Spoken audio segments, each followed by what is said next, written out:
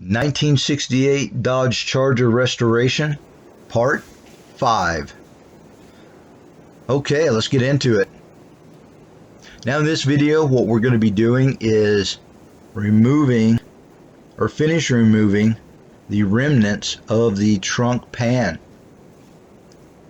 And what we're doing here is we're laying out some cut marks in pencil. Now we've already removed most of the metal with a rough cut, and the goal is to get as close as we can with the metal removal to the frame rail and the inner structure that's underneath of this floor pan. And then we can start removing the last little bits of floor pan from there. And we're just taking our time, double checking, making sure of our cuts, trying to use really straight lines with the pencil, be accurate. And here we go. Now I'm using a cutoff wheel because you can see that little bracket there. Well, we want to preserve that because we're going to transfer that to the new pan.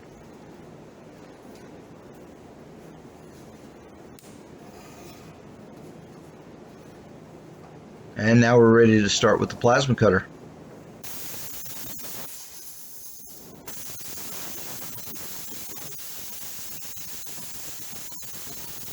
And we're just taking our time, trying to be really accurate, following the pencil layout marks. Really being careful around that wheel well. And we've gotten to a point where we could damage that wheel well, so we're going to switch to another tool to keep from doing that.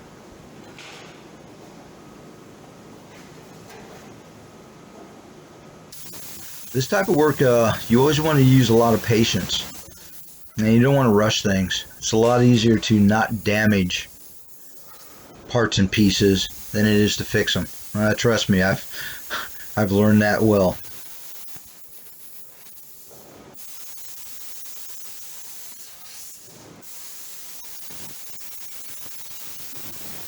And there's a little outboard bracket here. If I was rushing or wasn't paying attention, it'd be really easy to just blow right through that thing.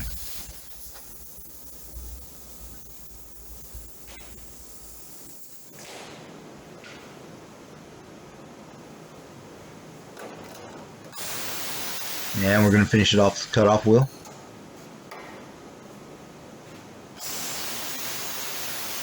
Get that last little bit. And that piece is removed. And now here we're just tracing our lines.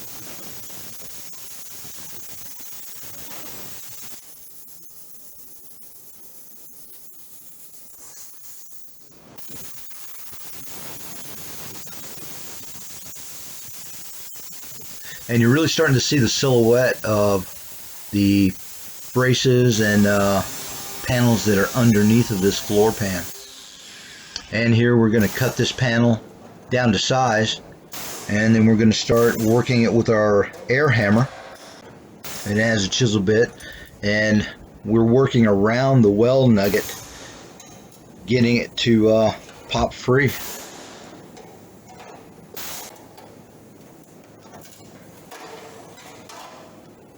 And you can't always use an air hammer, and there's sometimes you shouldn't use an air hammer, but if it's possible, that really speeds up the process. And the alternative is to drill out every spot weld or resistance weld. But in this case, this pan had been installed at some time by another shop, and they had plug welded it. And luckily, in some areas, they didn't really weld it that very well, so yeah, that helped me out. Otherwise it could have turned into a real mess if they had over welded it, but sometimes you get lucky. Okay, moving on to the last of the lower valance removal, and we're going to preserve the inner structure on this, so we're taking our time Don't want to damage that or the mating surface. Now here's a close-up shot of working the air hammer to remove the pan from the frame rail. Get that separated. And the left side's finished, and we're just repeating same process on the right side. Get that panel cut down into more manageable pieces. Start slowly working with our air hammer, peeling it up.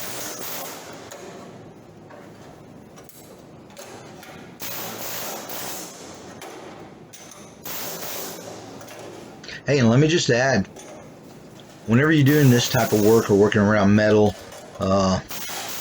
things of that nature, welding, plasma cutting, you always want to use the proper attire.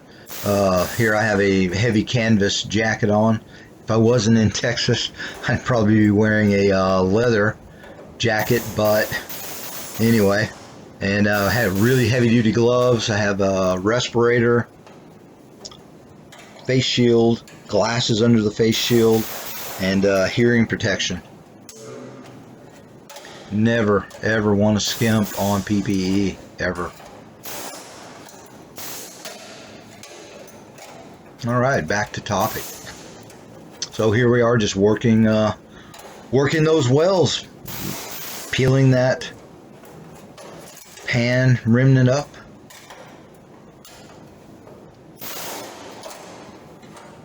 And it's like I mentioned, you have to work slowly. You work around the weld.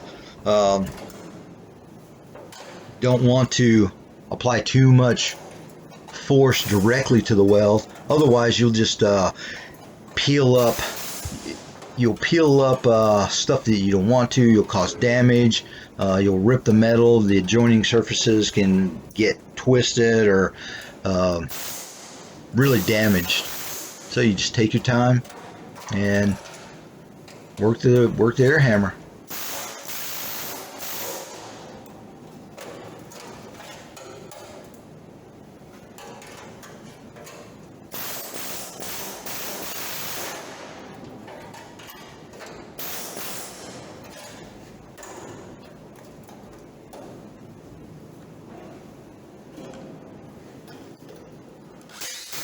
Alright, so we're gonna cut this down into a little bit smaller chunk. We've already went as far as we could with the air hammer, and to get further access, we're just going to remove this piece, donate that to the metal pile,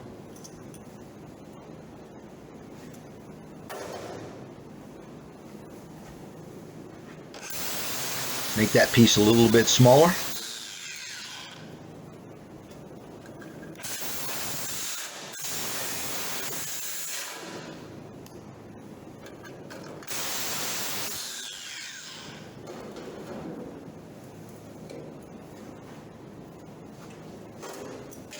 And now we have access, so we can proceed.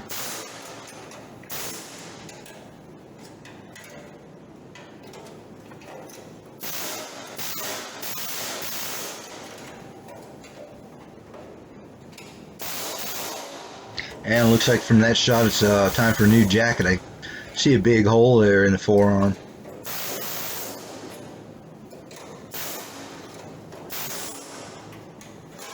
And there we have it.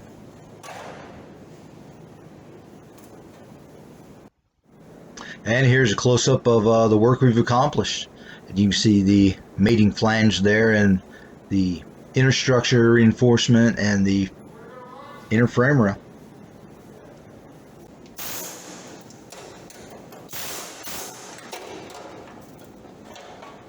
Okay, so we're going to start working our way up the frame rail.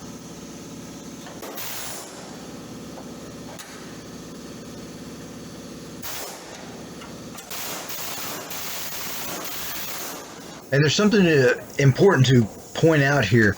Now you can see the red oxide primer that has been installed or applied before this work had been done, but when we're peeling up these pieces, you can see the underside, it's just black. Now that's an EDP coating, but there's rust that is starting to form on the actual mating surface or the flange, and that's because weld-through primer was not used, and there was also a lack of sealant applied on the underside. So we're going to remedy all that, and we're going to use weld-through primer on those mating surfaces, and we're also going to use sealant to keep moisture from creeping in between those two panels and starting rust there. And we went about as far as we could on that wheel well. There's way too much weld to keep using the air hammer, so we're going to move on to getting this piece out. Now this is the last piece of the front of the trunk pan. A little confined in there, but we've got it out. Hooray!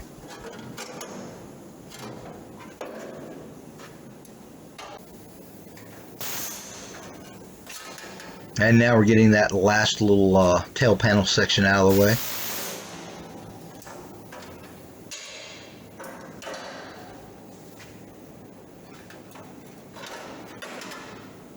And there it is.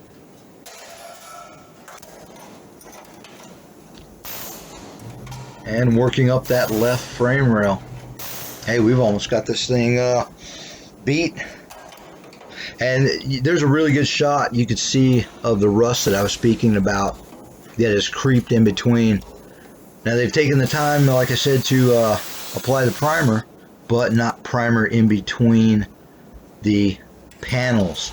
And that's huge. Yeah, well, there's a good shot. You can see the floor pan underside, and you can see the line of rust there, as well as the rusted mating surface on the, yeah, here's a good shot. The rust that's formed on that reinforcement and pretty much all through the area.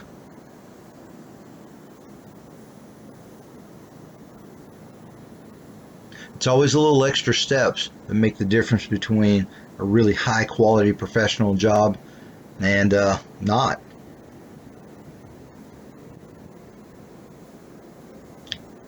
There you can see the lack of fusion on the frame rails with the welds.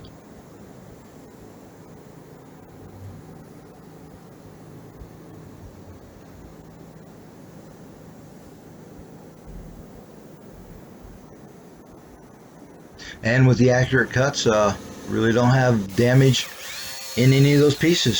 So that's a huge plus. Okay, we're going to start the cleanup with a wire wheel.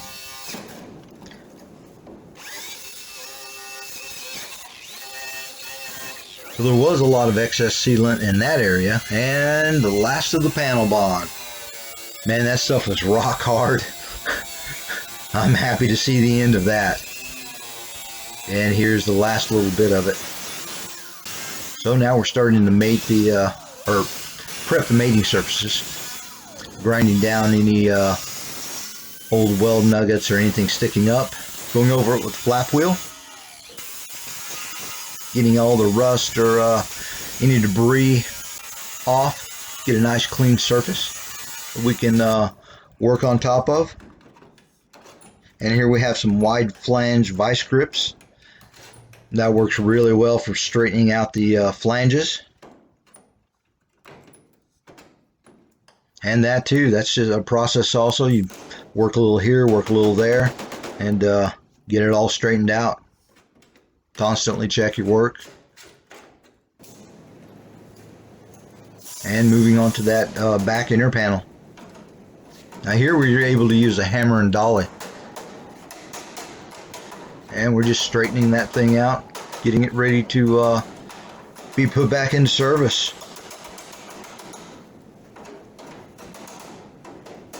One less piece that the customer has to purchase. And I know that'll make them happy.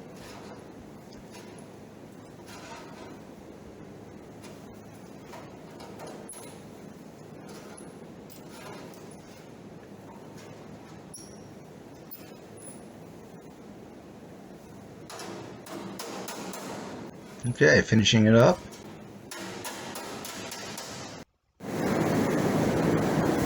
And there's what we've accomplished at this point.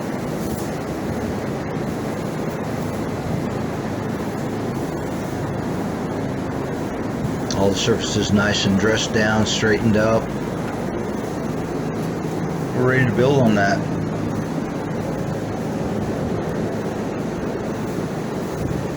You can see we still have all of our reinforcement from the frame fixture, so nothing is moved, nothing is twisted. Hey, we're in good shape. Hey, thanks for watching. Part 6 in the works.